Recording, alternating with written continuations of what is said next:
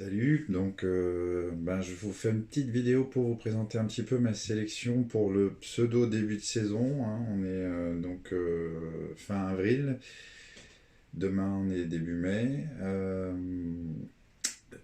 Comment dire, la pêche c'est un peu compliqué là, du coup ça va être un peu compliqué, peut-être pas en eau douce, on verra. En tout cas, pour le début de saison bar, donc j'ai fait une petite sélection. Donc, vous connaissez un petit peu mon attrait pour la marque OSP, les marques distribuées par Fish Connection, OSP, Evergreen, Zapu pour ce qui est des hameçons, tout ça, Yamatoyo au niveau des fluoros, et donc Mum Depths aussi, et donc ma passion pour les pêches finesse. Donc pour poissons en général méfiants, difficiles, avec peu d'eau, voilà. Donc il y a des grands classiques que j'ai toujours avec moi, qui sont devenus en tout cas des grands classiques pour beaucoup et notamment. Et après il y a aussi les leurres qui sortent du lot, qui sont sous-exploités, mais qui par contre peuvent vous rapporter de jolis poissons. C'est dommage, c'est l'heure qu'ils soient pas mis en valeur parce que, en tout cas dans la pêche en mer, on a tendance à rester sur des shad, des grands classiques aussi, hein, mais qui fonctionnent. Mais on a parfois c'est de s'ouvrir l'esprit, de risquer un petit peu les résultats sur sa pratique de pêche, d'y aller en se disant c'est pas grave, je tente des choses et il y a de fortes chances que en plus ça marche, mais il y a aussi de fortes chances que je prenne rien. Mais en tout cas, quand on risque, on a aussi de belles surprises. Et ça permet de pas s'enfermer dans certains, comment dire, dans certaines pratiques et puis de pas faire évoluer sa pensée pêche quoi un petit peu. Donc voilà. Alors dans les grands classiques justement, il y a les shads. Alors ici c'est le Dolive Shad en 3,5 qui est un peu le passe-partout, ça prend de tout, ça prend du petit, ça prend du gros aussi. Ici dans un coloris d'un petit peu naturel pour justement tout ce qui est poisson méfiant, conditions difficiles, une eau claire, voilà, utilisation en eau claire. Donc c'est un leurre super souple, très mobile, ce qui ne veut pas forcément dire qu'il envoie beaucoup de vibrations, mais celui-ci on en voit quand même quelques-unes. Mais souple et très mobile avec une nage très naturelle. Voilà. Donc ça c'est le Dolive, ça c'est un peu mon grand classique. Pêche de prospection, dès qu'il va falloir de la prospection, mais aussi des présentations finesse justement lorsqu'il est non plombé, il travaille tout de suite à la descente, il travaille vraiment facilement. Donc c'est un leurre qui est fait par injection double matière, donc il y a une densité plus lourde sur le ventre et du coup vraiment dès qu'on arrête de le faire nager, hop, il commence à plonger tout doucement, mais avec un mouvement de queue qui est vraiment hyper efficace. Donc voilà. Ensuite, donc là je l'ai aussi en deux tailles. Comme grand classique de l'iStick. Alors je vais vous en sortir un. Ici un coloris très intéressant aussi. Alors pailleté. Hop.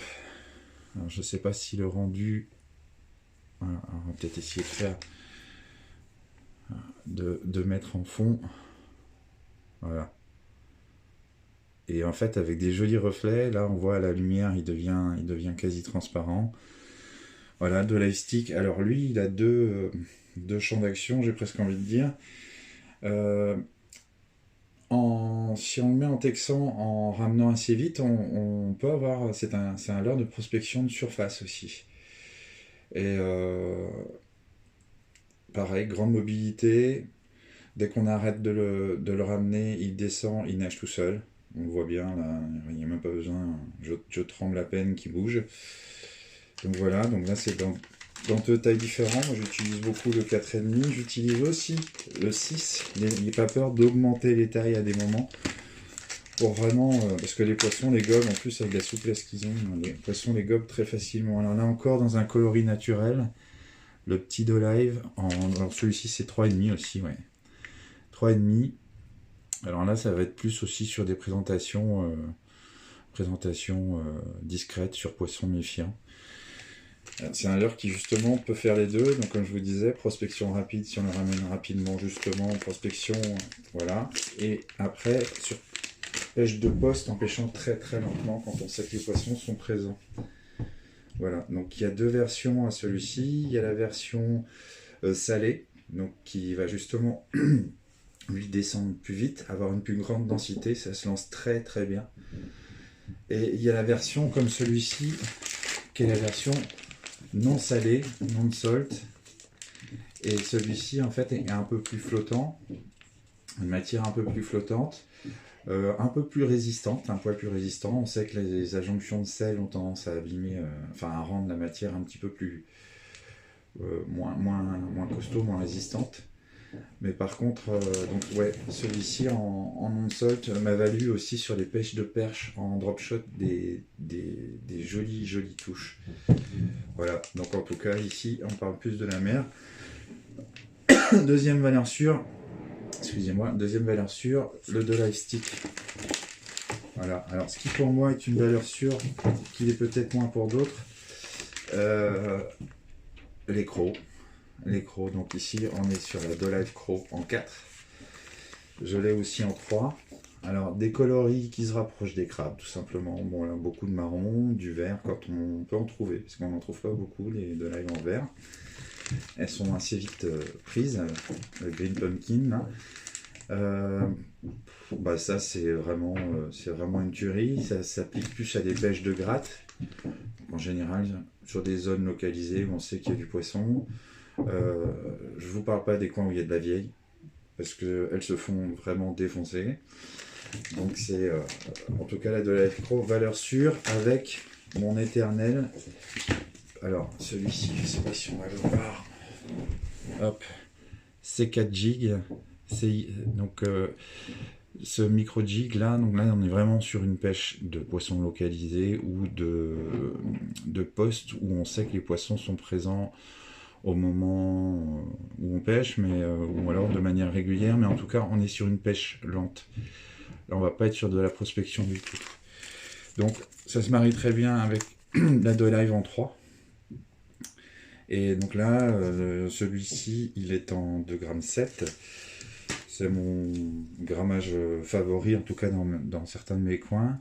On peut monter, donc il y a 3,7 g, il me semble aussi, le plus gros monte jusqu'en 3,7 g.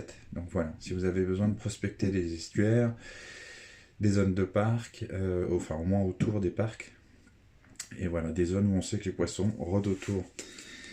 Voilà, ça c'est mon arme fatale, c'est vraiment hyper efficace. Alors dans le genre justement, cette année, je me suis équipé d'une cam casting, là, une petite Pacman de chez Golden Me,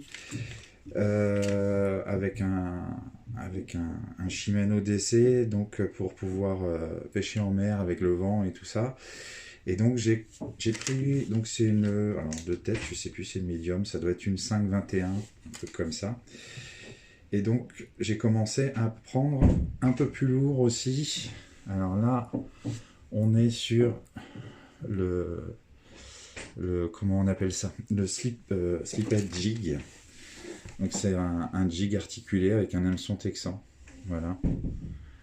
Et donc ça va permettre d'aller gratter justement avec des crocs un peu plus grosses. Là je suis en 4, c'est pas mal. Je pourrais peut-être même du 5 pouces pour pouvoir gratter lentement. Et donc pêcher un petit peu les courants en décalé. Voilà. Donc belle petite nouveauté là, de chez Depps qui est arrivée cette année chez Fish Connection. Très très bonne surprise, je pense. Voilà. Alors dans le genre créature, parce qu'on était un petit peu dans les créatures, pareil, l'arrivée de la nouvelle canne va me permettre aussi de pêcher un tout petit peu plus gros, qui veut pas dire en fait plus lourd, c'est-à-dire en tout cas moins naturel. Là on part carrément sur le gros volume, on est sur la Dolive Shrimp, qui est aussi un de mes leurres de base sur le bar à vue. Dolive Shrimp mais en 6 pouces, donc avec une énorme mobilité, souplesse extrême, des petits appendices qui bougent de partout. Donc là, le but, ça va être de pêcher texan. Donc, je dois avoir...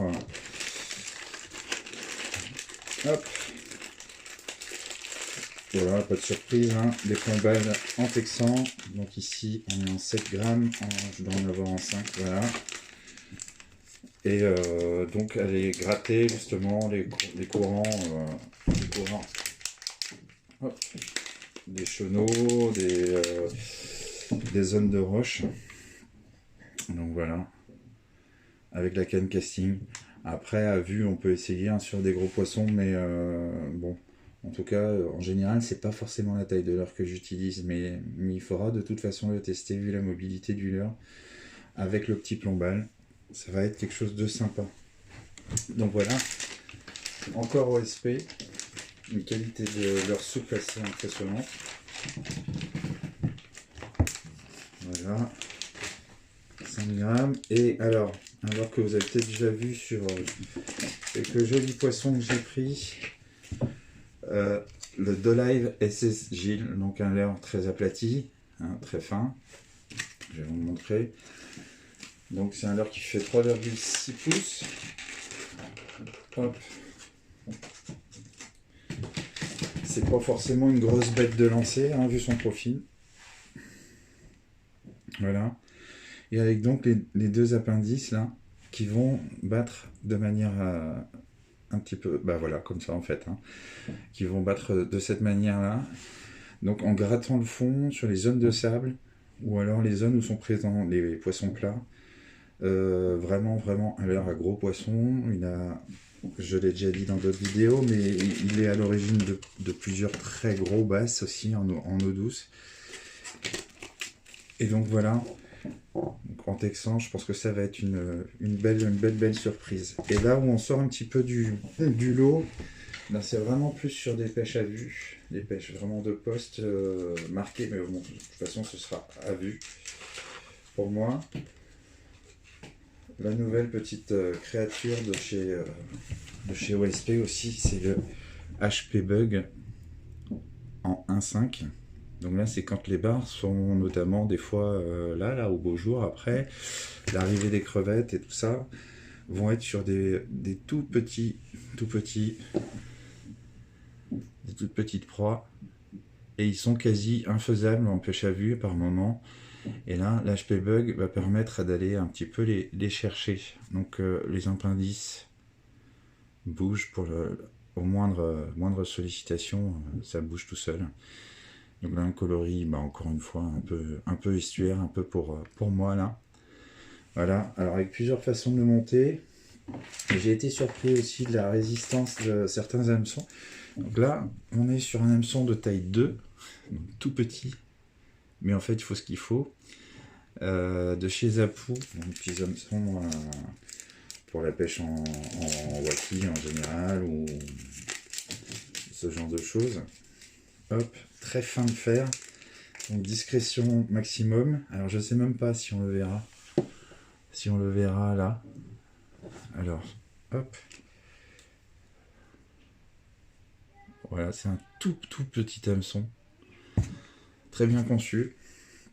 Et qu'on va venir piquer dans le nez. Alors, la créature est assez légère. Au besoin, on pourra y adjoindre un petit insert en tungstène. Et donc piquer comme ça par le nez. Donc c'est le même principe en fait hein, qu'en eau douce. Sauf que là, on va viser les bars et parfois les gros bars qui se nourrissent de toutes petites proies. Donc voilà un petit peu la sélection actuelle. J'ai bien encore d'autres choses en tête. Il faut que je m'en occupe. Mais en ce moment, on a le temps. Donc voilà. Écoutez, je vous dis bonne ouverture pour ceux qui auront la chance de la faire en eau douce. Un peu plus. Bonne réouverture. Et pour la mer, on va devoir patienter un petit peu, je crois encore. Donc voilà. Donc entre temps, on attend de peaufiner toutes ces petites choses. Voilà, si vous avez des questions, n'hésitez pas à me les poser. Et si un jour vous souhaitez que j'essaye de faire un live, alors apparemment j'ai pas pu le faire, mais j'essaierai peut-être un jour, qui sait. Si en tout cas ça vaut le coup quoi. Voilà. Un live pêche à vue ou pêche du bar sur poisson difficile. Voilà, bah, je vous souhaite une bonne journée et puis ben, à la prochaine, peut-être au bord de l'eau. Ciao!